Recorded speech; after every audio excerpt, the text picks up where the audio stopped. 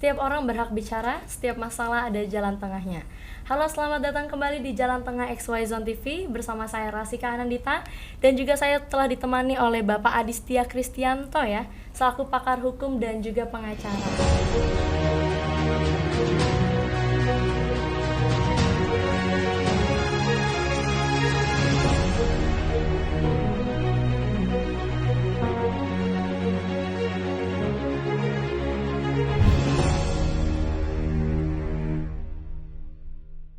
Halo Bapak, apa kabar Bapak? Baik, Oke, Cika. alhamdulillah Bapak. Bapak terima kasih sudah hadir bersama kita pada pagi hari ini ya Bapak.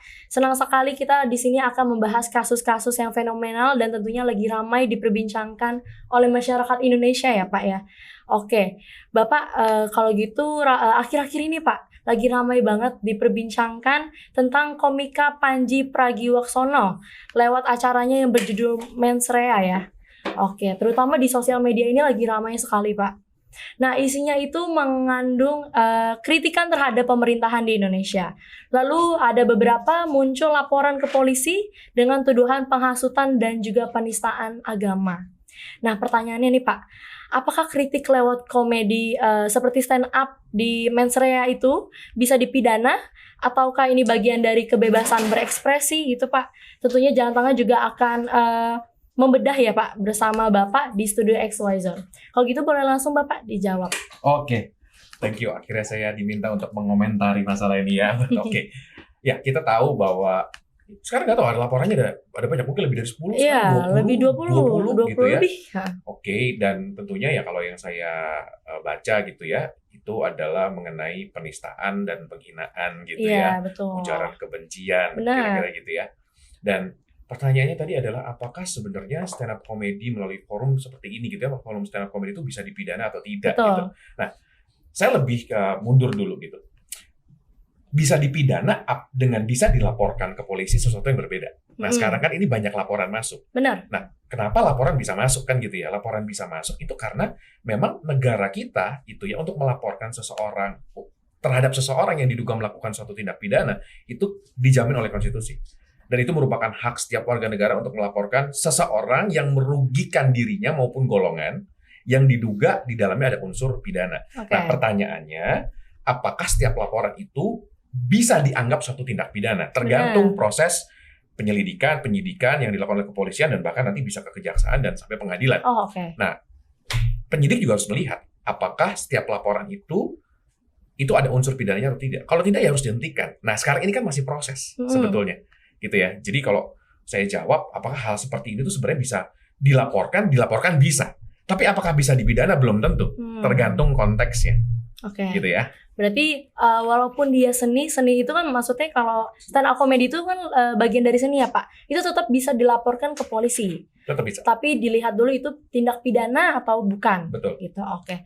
Terus kalau misalnya itu pasal apa saja sih Pak yang tertera dalam laporan yang dilaporkan ke pihak polisi itu? Oke, yang saya tahu di KUHP baru ya, di pasal 300 dan 301 dan 242, 243. Ya. Nah, yang 300 itu adalah setiap orang yang melakukan perbuatan yang bersifat kebencian, gitu ya, yang menyatakan kebencian, permusuhan, dan penghasutan terhadap ajaran agama atau agama itu sendiri. Kurang lebihnya seperti itu. Dan 301-nya itu adalah merupakan penyiarannya. Sama di 242, 243 itu lebih ke golongan, etnis, ras, dan lain sebagainya. Nah, ini kurang lebihnya seperti itu. Itulah yang menjadi dasar dilaporkannya. Nah, yang perlu kita lihat sekarang adalah dasar laporan tersebut harus dilihat secara utuh pasalnya. Oke. Apakah ada penghasutan? Benar. Apakah ada ajakan gitu ya untuk melakukan sesuatu yang ujungnya, outputnya permusuhan, pertengkaran, kebencian. Nah, harus dilihat tuh unsurnya. Nah, tadi saya menarik dengan yang Cika bilang mengenai kebebasan berekspresi. Iya. Nah, tadi juga Cika bilang bahwa stand up comedy adalah seni. Betul, saya setuju. Ini kan forumnya ya. Benar. Sebenarnya kebebasan berpendapat itu undang-undangnya ada. Kebebasan kemerdekaan untuk berekspresi menyampaikan pendapat di muka umum. Oke. Undang-Undang nomor 9 tahun 1998. Gitu ya. Nah, negara kita ini negara demokrasi. Artinya dengan negara demokrasi kita juga harus siap terhadap setiap kritik apalagi dari masyarakat. Betul sekali. Nah, itu dia saya bilang bahwa stand up comedy itu seni, itu adalah wadah atau forumnya. Nggak ada bedanya dengan setiap orang yang demo di depan DPR, mereka bawa pelang dan bahkan kalau saya lihat kata-katanya tuh lebih menyakitkan. Betul banget. Menurut saya, betul ya? Betul. Lebih menyakitkan dan difoto juga, disiarkan. Iya, benar-benar. Nah pertanyaan saya, kalau kayak gitu setiap orang yang bawa-bawa seperti itu bisa dipidana semua dong? Kan forumnya beda. Forumnya tadi kebebasan berekspresi, bahkan ada polisi lagi yang jagain di situ kan? Iya, ada polisi depan ya Pak. Tulisannya bisa terlihat, bahkan sampai bahasanya alat vital segala macam juga Iya. ada disebut di situ. Itu lebih parah lagi menurut saya. Benar-benar. Nah tapi forumnya adalah komika lebih memilih forum seni dibalut dengan stand up comedy. Benar. Kalau yang tadi dia hadir di jalan, mereka kebebasan berekspresi dengan demonstrasi. Yang harus dilihat adalah dengan gampang. Pidananya adalah ketika orang yang turun ke jalan, it's okay. Bahkan sampai pada ini ada gambar ibu-ibu juga kan yang ingin polisi segala macam, didiamin. Karena apa? Kebebasan berdebat dan berekspresi. Yang berbahaya adalah yang kita juga sama-sama tahu, akhirnya dipidana. Kenapa? Karena dia ngajakin, ayo jarah misalnya. Oke. Ya kan? Ayo jarah, Benar. ayo merusak, ayo Mengajak, ngebakar. Pak. Benar. Itulah yang kena. Nah, dalam forum stand up comedy tadi, dilihat ada nggak ajakannya, ada nggak hasutannya seperti itu yang outputnya terjadi anarkis misalnya. Nah, itu harus dilihat. Oke. Berarti kalau menurut Bapak sendiri, dari yang sudah terjadi, apakah ada tindak pidana Pak di dalam yang Panji itu, yang acara Panji? Oke, saya kapasitasnya sebagai praktisi hukum, saya Iya. bukan penyidik. Artinya, saya hanya berkomentar, berpendapat sesuai dengan pendapat saya. Sekali lagi, harus dibedah. Apakah dalam penyampaian yang Panji lakukan itu, dalam stand up komedinya itu, ada nggak sebetulnya, kalau yang pasal 300 mengenai agama, ada nggak penodaan, gitu ya, penghinaan Betul. terhadap ajaran agama atau bahkan tokoh-tokoh agama misalnya. Tokoh-tokoh agama yang dipercayai oleh umat yang mempercayai agama tersebut. Rasulnya, nabinya, ada nggak penghinaan ke situ? Nah, itu harus dilihat. Ketika itu memang ada, bisa masuk. Gitu ya. Nah, tapi masalah ada atau tidak, itu kan tergantung proses penyidikannya gitu ya. Nah, itu. Oke. Nah, harus dilihat konteksnya. Gitu ya. Oke. Berarti kalau laporan otomatis itu belum tentu ada tindak pidana, Pak? Betul. Oh, oke. Betul. Oke. Gitu. Kalau gitu banyak yang bilang juga pakar kalau stand up comedy itu punya konteks yang berbeda, Pak. Nah, dalam hukum seberapa penting konteks ini, Pak? Oke, sangat penting. Tadi saya bilang tergantung konteksnya. Jadi dalam suatu perbuatan, apapun perbuatan, mau di dalamnya diduga ada unsur pidana atau tidak, dilihat konteksnya apa. Oke. Secara menyeluruh. Apakah konteksnya tersebut itu memang punya tujuan untuk menghasut, untuk menghina, atau itu untuk kritik yang menyajikan bahwa kondisi negara kita, aparatur negara kita, pemangku-pemangku kepentingan di negara kita itu kondisinya seperti ini loh. Oke. Gitu. Jadi harus dilihat konteksnya secara utuh. Nggak bisa, menurut saya, dilihat sepenggal-sepenggal. Oke. Jadi kayak sepenggal ini konteksnya hanya sepenggal ini aja. Benar. Ujung-ujungnya jadi sekarang. Oh, ini kata-kata ini itu menjadi penghinaan. Kata-kata ini itu adalah penghasutan. Kata-kata Penistaan, itu ya. penistaan, kebencian. Betul. Karena nggak dilihat konteks secara menyeluruhnya apa. Kalau menurut saya, kalau dilihat dulu konteksnya secara menyeluruh untuk apa? Apakah kritik ini tuh disajikan untuk menjadi trigger untuk terjadinya perubahan? Benar. Gitu ya? Atau memang tujuannya ini tadi konteksnya saya melakukan ini adalah untuk menghancurkan, destruktif. Menghasut ya. Itu dia, Ya. tergantung harus dilihat secara utuh. Kalau dilihat secara gini, hukum tuh harus melihat konteks secara penuh. Kalau hukum melihat konteks sepenggal-sepenggal, itu artinya penggalan keadilan, bukan keadilan seutuhnya. Benar. Jadi di penggalan ini adil nggak dia ngomong kayak gitu? Betul. Dia ngomong kayak gini tuh bener nggak nih? Apakah ini penistaan atau tidak? Itu loh. Jadi harus dilihat konteks secara keseluruhan. Jadi konteks dalam suatu tindakan atau suatu perbuatan itu sangat penting juga. Oke. Bapak, kan ini kan dia stand up komedi ya Pak.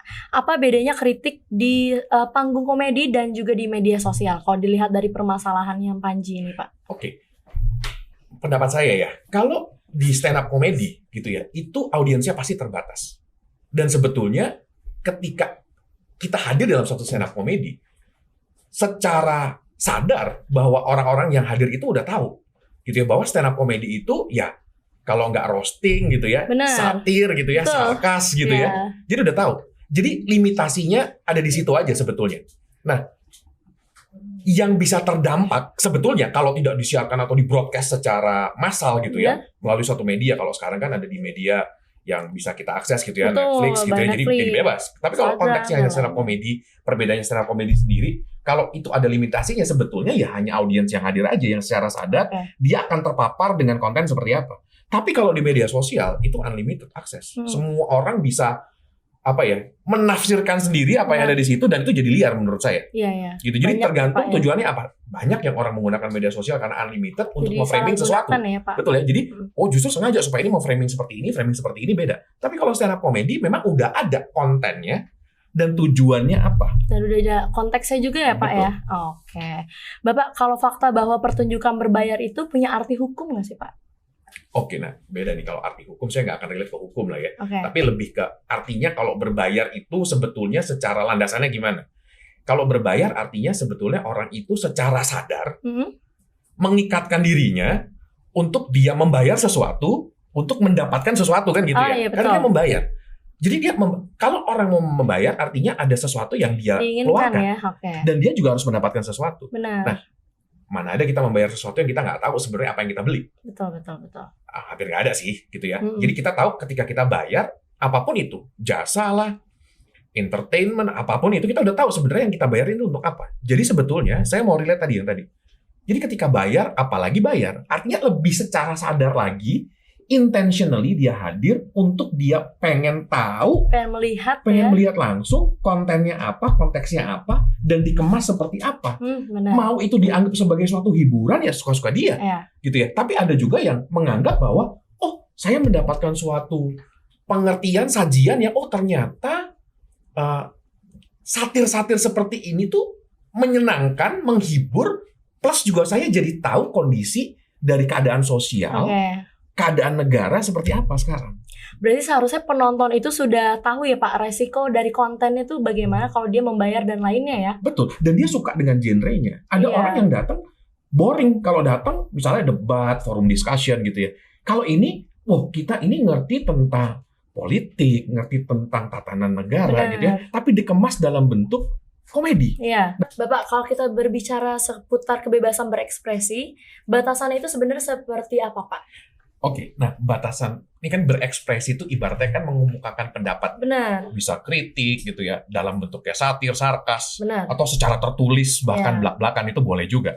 Nah, medianya kan juga beda-beda. Kalau tadi misalnya dikemas dalam bentuk seni, stand up comedy, ada juga yang berekspresi turun ke jalan, bawa spanduk lah, teriak-teriak, orasi, bahkan ada juga yang mungkin melewat sosial media. Nah, sekarang batasannya sejauh mana? Nah, biasanya kritik ini yang dilakukan yang paling gampang itu adalah tentang apa sih? Tentang keadaan sosial, tentang pemerintahan, dan tadi agama misalnya. Benar, agama. Akan di situ tuh larinya tuh. Nggak. Nah, batasannya sejauh mana? Nah, pendapat saya adalah ketika kita menyampaikan suatu ekspresi, tadi tujuannya sebenarnya apa? Kalau tujuannya adalah memang saya ini pengen perubahan, pengen baik, ini yang sebenarnya harus didukung. Jangan dibungkam. Nah, yang salah adalah tadi batasannya. Adalah ketika kita menyampaikan suatu kritik tadi, tapi udah nyerang kehormatan pribadi, misalnya. Jadi contoh kalau misalnya di situ kan ada bilang, Pak Gibran misalnya gitu kan disebut gitu ya. Dilihat dulu, apakah ini yang diomongin itu dalam konteks dia sebagai wakil presiden, sebagai instrumen negara, wakil presiden, atau sebagai pribadi. Nah itu yang beda. Benar-benar. Nah, yang saya tahu gitu ya, satir terhadap pemerintahan gitu ya, itu seharusnya yang baik adalah mengkritik dan berekspresi terhadap fungsinya dan tugasnya, bukan terhadap pribadinya. Ya. Nah, yang lebih menarik gini, kenapa banyak orang akhirnya lebih mengekspresikan hal-hal seperti itu dikemas dengan stand up comedy misalnya. Ini saya coba untuk saya sebagai warga negara nih, bukan sebagai praktisi hukum. Saya merasa bahwa mungkin, dan saya secara pribadi saya ngomong, banyak yang sebetulnya kita mau ungkapkan yang seharusnya kan diwakili oleh wakil kita, yaitu DPR. Betul ya? Mungkin merasa ketidakpuasan terhadap kinerja dari DPR. Dia kan yang mewakili sebetulnya suara rakyat. Rakyat itu sebenarnya maunya apa sih? Ekspresinya apa sih? Karena tidak terwakili atau bahkan tidak terwakili, tidak ada solusi, tidak ada perubahan, Betul. maka dikemaslah dengan hal-hal yang seperti itu. Stand up comedy Termasuk gitu ya. stand up comedy. Nah, Oke. kenapa stand up comedy? Karena stand up comedy itu punya pasarnya sendiri, gitu loh. Benar-benar. Jadi menurut saya batasan-batasan itu tadi, jangan sampai menghina kehormatan secara pribadi. Jangan menghina ajaran-ajaran agama atau tokoh-tokoh agama, nabi, rasul dalam ajaran-ajaran kepercayaan yang ada di Indonesia. Atau cara-cara mereka beribadah misalnya. Dan selanjutnya kalau yang ekspresi terhadap golongan, ya suku, agama, ras, sara, Betul, itu betul, harus hati-hati sara, ya. di situ. Sebenarnya itulah batasannya, jangan sampai nyerempet nyenggol ke situ. Berarti menghasut juga termasuk batasannya, nggak boleh sampai kayak gitu ya, Oh, Pak itu ya? udah jelas. Kalau menghasut itu udah pasti udah masuk pidana tuh. Iya, Kenapa kan betul. juga kemarin yang kasus yang kemarin rame-rame anggota DPR sampai rumahnya dijarah apa segala macam, Iya. yang kena tuh apa yang menghasut kan, Benar, yang melakukan kan. Tapi kalau yang bahkan cuma teriak-teriak si bapak ini gitu ya, mana lo keluar lo, bahkan sampai ada bahasa-bahasa yang kasar segala Kasar. macam, kan nggak apa-apa. Bahkan nggak apa-apa, meskipun itu sebetulnya ya Tidak boleh juga ya. kelewat sih, Iya. agak offside. Cuman itu kan Offside. nggak apa-apa. Yang jadi masalah adalah ketika menghasut, mengajak ngejarah, ngajak ngebakar, pengerusakan, anarkis. Nah inilah yang menjadi masalah. Oke. Pak, ini kan kita kan boleh mengkritik ya, Pak. Nah, apakah semua kritik kita ke pemerintah itu dilindungi sama hukum, Pak? Gini, kebebasan kita berekspresi tadi ya, undang-undangnya udah jelas gitu. Kita boleh kemerdekaan untuk kita menyampaikan pendapat. Nah, artinya dulu itu ada di KUHP ketika kita menghina atau apa ya, dianggap menyinggung gitu ya kehormatan kepala negara gitu ya, wakil kepala negara, wakil presiden, tapi kan udah ada putusan MK kalau nggak salah 2006 yang membatalkan itu karena nggak sesuai dengan konstitusi. Nah, artinya ketika kita negara demokrasi itu harus siap dengan segala macam kritik. Tapi sekali lagi ya, kritik, masukan dikemas dalam bentuk apapun tadi, jangan sampai offside ke situnya. Betul. Dan menurut saya, sebagai negara demokrasi, yang harus dilihat itu adalah apa? Suara rakyat maunya apa? Benar. Jadi ketika, nganggapnya gini, dilindungi itu kayak gimana sih? Apakah dilindungi itu artinya boleh sebebasnya, nggak akan dipidana misalnya gitu ya? Nah, dilindungi itu menurut saya gini, selama dia nggak offside, biarkan mereka menyuarakan pendapatnya, berekspresi gitu ya. Biarin aja mereka begitu. Kenapa? Karena itulah yang seharusnya menjadi trigger masyarakat, menjadi trigger dari masyarakat kepada pemerintah agar pemerintah ini bebenah, menjadi lebih baik. Jadi menurut saya kritik-kritik, masukan-masukan yang ini kayak seperti ini tuh jangan dibongkar menurut saya. Selama ya tadi jangan menyerang kehormatan, agama, kepercayaan, cara beribadah dan lain sebagainya lah. Nah, harus menurut saya harus diberikan kebebasan untuk mereka berekspresi. Berarti Bapak perasaan tersinggung itu cukup untuk mempidanakan seseorang atau tidak, Pak? Hukum itu nggak bicara mengenai perasaan, tapi perbuatan. Orang yang tersinggung tergantung gitu. Kalau nggak, semua orang itu kasihan itu. Teman-teman rekan-rekan polisi pasti banyak. Bisa mempidanakan ya, Setiap Pak? orang ngerasa, oh saya tersinggung, saya pidana. Tersinggung, nggak bisa kayak gitu loh. Kalau hukum itu melihat apakah ada perbuatannya, ada buktinya gitu ya. Nggak bisa hanya dengan perasaan gitu loh.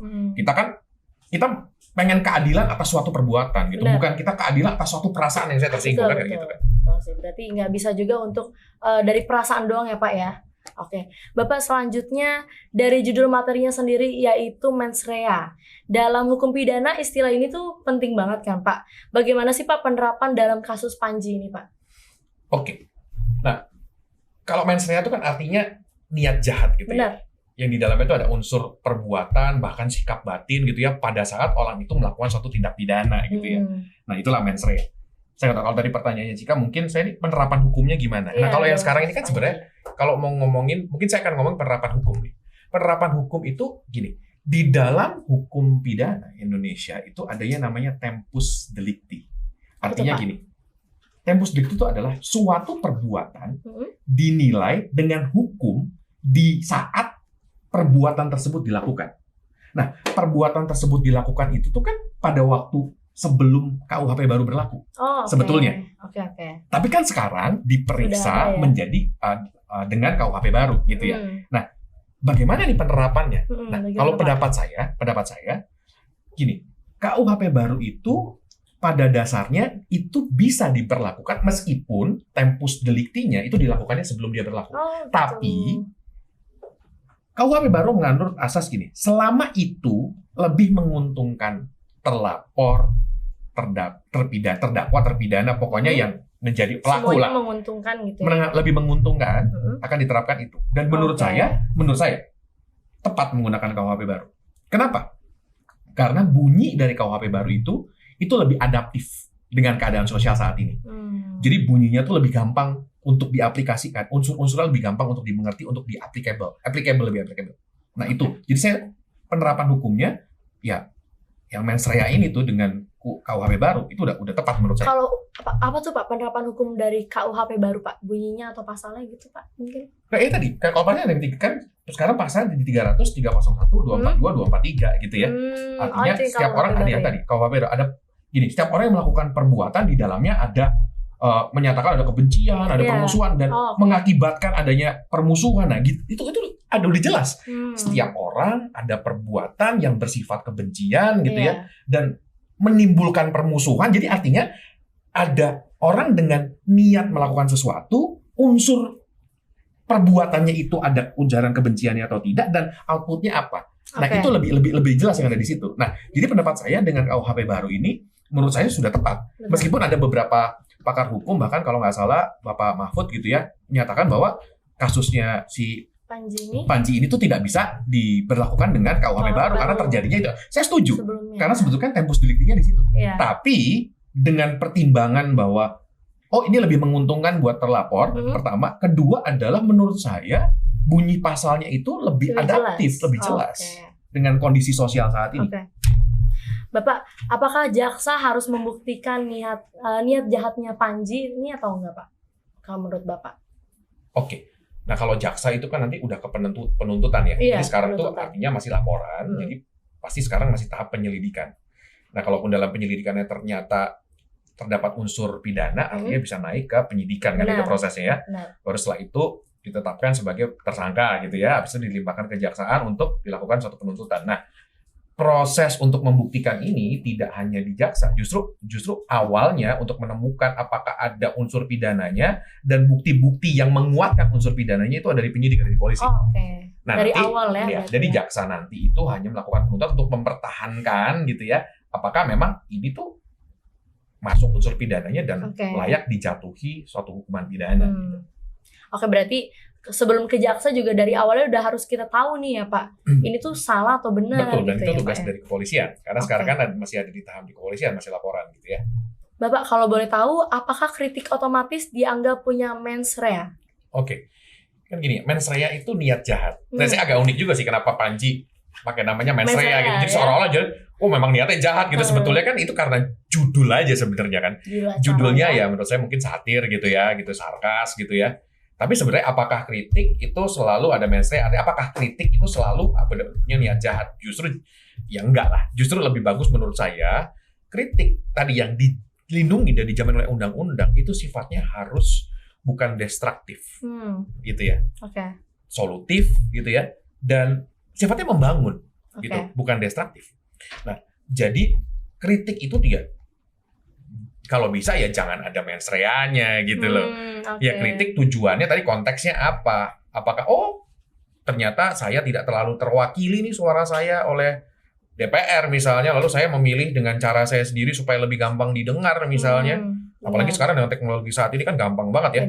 Media sosial gampang sekarang. Iya, kalau di mens rea di Netflix semua orang rata-rata sekarang semua orang tahu Netflix gitu ya. Makanya pakai media itu. Kenapa? Karena langsung orang jadi tahu di dalam itu kontennya seperti itu, konteksnya seperti itu. Gitu. Jadi enggak lah. Kritik tuh kalau bisa justru jangan ada mens rea, jangan ada niat jahatnya. Gitu. Bapak, kenapa sekarang banyak pihak yang bilang kritik lebih terlindungi daripada dulu ya? Iya, kan udah ada undang-undang ya yang memang kebebasan berekspresi tadi ya. Itu undang-undang kebebasan berekspresi. Lalu HAM, undang-undang hak asasi manusia juga sama tuh. Gitu ya. Saya lupa tuh kalau nggak salah nomor 39 tahun 1999 itu tentang hak asasi manusia. Itu juga dijamin gitu. Artinya untuk di negara demokrasi ini kita berpendapat gitu ya. Nah, kemerdekaan untuk mengumumkan pendapat itu juga ada undang-undangnya juga kan. Di Undang-Undang Nomor 9 tahun 1998 kalau nggak salah. Nah, itu menjamin semuanya. Jadi artinya itu adalah suatu eksekusi atau gini, itu adalah suatu ketentuan untuk mengatur negara kita yang menganut sistem demokrasi. gitu ya. Beda dengan negara-negara yang lain. Mungkin kalau negara-negara yang lain kan sifatnya ada yang oligarki gitu ya, ada yang komunis bahkan gitu ya.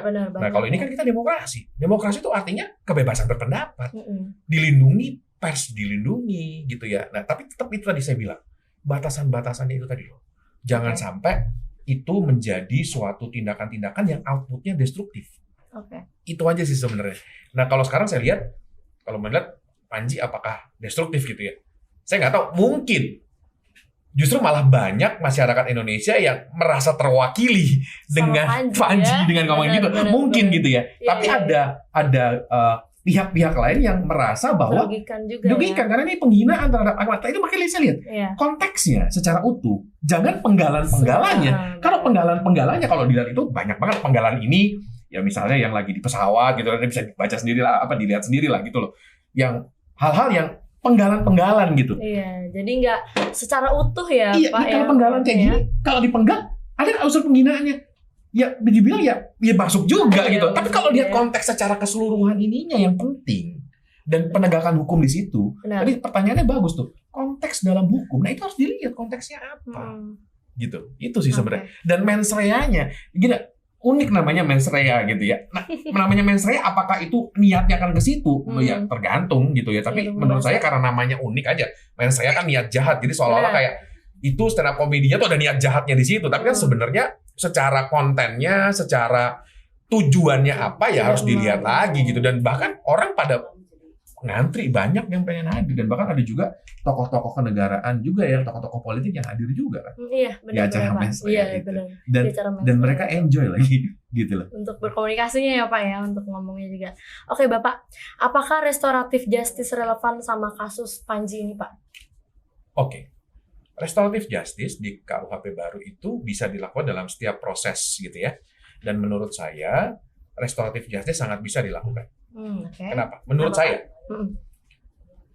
suatu kejadian ini gitu ya, ada yang dirugikan, ada yang akhirnya ngelaporin gitu ya, Panji juga udah diperiksa apa. Menurut saya ini hal yang paling gampang untuk duduk sama-sama untuk ada forum, discussion, dialog. Bukan dengan ada seperti ini laporin pidana. Tujuannya apa sih ngepajarin orang-orang yang kayak gini? Loh, ini pendapat saya lagi sekali lagi ya. Ketika orang-orang seperti ini lalu ujung-ujungnya penjara gitu ya, kita bukan lagi demokrasi menurut saya. Agak sulit orang-orang seperti, dan mungkin akan tadi outputnya ada destruktifnya atau enggak, mengganggu stabilitas atau enggak. Menurut saya dengan Panji misalnya nanti masuk nih, pidananya masuk lalu dipenjara, menurut saya akan banyak kelompok-kelompok yang merasa bahwa negara kita udah mati nih demokrasi. Benar. Akan jadi begitu nantinya gitu. Gitu sih pendapat saya gitu ya. Baik Bapak, dari yang sudah kita lihat semua nih Pak, menurut Bapak apa pelajaran hukum buat komedian ataupun seniman di Indonesia? Dan di luar juga boleh ya Pak, mungkin. Oke, kalau di sini gitu ya, pelajarannya ya tadi saya bilang kebebasan berekspresi gitu ya, itu dijamin oleh undang-undang, hak asasi juga gitu ya. Undang-undangnya juga mengatur mengenai hal itu gitu ya. Dan saya sebagai orang yang menurut saya menarik gitu ketika ada kelompok-kelompok yang mengemas suatu kritik dalam bentuk komedi. Nggak boring sih menurut saya. Saya lihat berapa 2 jam lebih, bahkan ya mungkin ya. Lebih gitu. Senang juga ya masyarakat. Dan saya lihatnya juga nggak bosen gitu. Iya, nah, cuman mungkin pelajaran yang mungkin buat para komika gitu ya. Tadi saya bilang negara kita itu negara hukum. Meskipun dijamin itu tadi jangan sampai ada menyerang suatu kehormatan dari pribadi. Lebih ke fungsi, dan juga jangan melecehkan, menghina suatu ajaran agama ataupun golongan suku ya sara lah yang ada di Indonesia gitu ya, yang akhirnya bisa melukai hati para umat-umat pengikutnya. Jadi gitu ya. Jadi jangan sampai ada misalnya menghina gitu atau mengkritiki dengan cara yang berlebihan terhadap cara beribadah, kitab sucinya, atau bahkan tokoh-tokoh nabi rasul yang ada di dalamnya gitu. Nah, ini yang perlu harus menjadi batasan-batasan dari para komedian seniman yang ada di Indonesia. Tapi menurut saya teruslah berkarya dengan hal-hal yang seperti ini. Menurut saya oke sih gitu ya. Menurut saya oke, tapi tentunya ya tadi kita ada hukum nih. Harus hati-hati, harus juga menjaga perasaan orang-orang yang melihatnya gitu. Tahu boundaries lah ya, Pak. Betul. Oke, Bapak tadi kan dari komedian atau seniman. Kalau yang sebaiknya dilakukan masyarakat saat tidak setuju dengan konten apa, Pak? Oke, ketika masyarakat tidak setuju dengan suatu konten, sebenarnya kan gampang. ada pendapat kan gini, nggak usah diwakililah praktisi hukum bahkan kayak Prof Mahfud gitu ya. Ketika tidak setuju, ya dia berekspresi juga, mengutarakan pendapatnya juga melalui siaran-siaran gitu ya, gitu ya. Kayak di podcast juga ada beberapa. Menurut saya akan lebih sehat kayak gitu. Ditemukan dalam satu dialog dibanding, kayak gini pidana, kayak gini pidana. Menurut saya kasihan juga gitu loh aparatur negara yang dipidana. Perlu adanya dialog dan harus dilihat gitu loh. Kayak tadi juga mungkin saya akan jam gitu ya. Harus hati-hati ketika gini. Yang diomongin ada beberapa yang memang fakta. Contohnya kayak di Panji kan juga dia ngomong mengenai ada polisi yang terlibat justru jadi backingan kasus narkoba. Lah faktanya memang bener kok udah terbukti gitu loh. Ada hal-hal yang memang ya kayak gitu. Ada menteri yang bagi-bagi jabatan misalnya gitu. Lah ya memang begitu juga gitu loh. Gitu ya, nah ya memang ada begitu. Jadi itu it's okay gitu loh. Nah itu dia. Jadi harus dilihat tadi konteksnya yang paling penting. Konteksnya yang paling penting gitu. Gitu sih. Oke Bapak, terima kasih Bapak ya. Lumayan menjawab banget ya buat teman-teman semuanya yang dari kemarin kasus Panji itu banyak yang juga salah paham ya, dan tapi banyak juga yang setuju. Dari tadi kita sudah lihat dari KUHP baru juga bisa dilihat kalau Panji itu tidak menggolongkan gitu ya Pak ya. Jangan sepenggal-sepenggal tapi harus dilihat conclusion semuanya ya. Betul. Nah tadi saya maksudnya yang jalan tengahnya gimana? Menurut saya perlu kayak Prof Mahfud juga ngomong gitu ya. Terus dikumpulin aja, jadi berdialog. Kalau ada yang nggak setuju, ada yang nggak suka, ya langsung dibicarakan. Pendapatnya ya, apa gitu. Benar. Jangan ini dipidana, ini dipidana, ini dipidana. Ya kalau ada memang bener unsurnya masuk bener yang memang straight nih, menghina nih kitab suci, menghina ini, oke lah. Tapi kalau masih abu-abu karet, kasihan penyidik-penyidik mereka harus cari ahli, cari ini, cari yang perkara-perkara pidana yang lain yang lebih umum itu lebih bisa dilakukan. Tadi betul restoratif justice, tapi bisa dilakukan gitu loh. Beda karena ini kan deliknya delik aduan ya. Kalau delik biasa yang pembunuhan gitu ya, pemerkosaan, hal yang lain nggak bisa restoratif justice. Kalau sekarang kan bisa restoratif justice. Menurut saya, udahlah. Kalau kayak begini-gini ini bisa diselesaikan dengan restoratif justice. Dan lebih enak. Mungkin ada peringatan mungkin buat para komika, lain kali jangan begini. Tujuannya apa sih sebenarnya? Mau laporin, mau itu tujuan apa sih? Supaya apa sih? Jangan ada lagi orang-orang yang tersakiti. Tinggal dikasih tahu poin mana yang kamu jangan ulangi. Gitu. Tinggal dikasih tahu aja kayak banyak dramanya ya Pak. Iya, daripada itu tujuannya apa? Mau penjarain orang-orang kayak gini. Ini menurut saya efeknya gede banget nantinya. Akan lebih bagus ketika tadi betul pertanyaan bagus, restoratif justice aja. Restoratif tapi ada yang dikasih tahu para komika kalau misalnya dalam ini Panji, inilah yang kamu jangan lakukan lagi kan gitu loh. Jangan diulangi. Itu ya, aja sih sebenarnya. Jadi nggak usah berkepanjangan. Emang dengan si Panji di penjara terus akan gimana sih sebenarnya? Akan setelahnya apa ya Pak? Dan mungkin akan muncul Panji-Panji berikutnya. Apakah yang kayak begini akan dipidana lagi, penjara lagi? Ya ini bukan negara demokrasi lagi ya, kan? Gitu sih. Jadi menurut saya ya jalan tengahnya ya ketemu duduk. Tadi betul kalau bilang bisa restoratif. Kasih tahu apa yang harus dirubah, apa yang harus diperbaiki. Kalau mau bebas berekspresi dengan cara seni seperti ini, batasan-batasan mana yang nggak boleh dilanggar. Itu sih sebenarnya kan. Baik teman-teman semuanya, dari hari ini kita belajar bahwa tidak semua yang tidak bikin nyaman itu harus dipidana dan tidak semua kritik itu harus dibungkam. Kalau begitu saya Rasika Anandita dan juga Bapak Adistia pamit undur diri dari Jalan Tengah. Sampai jumpa di sesi berikutnya. Bye-bye. Bye.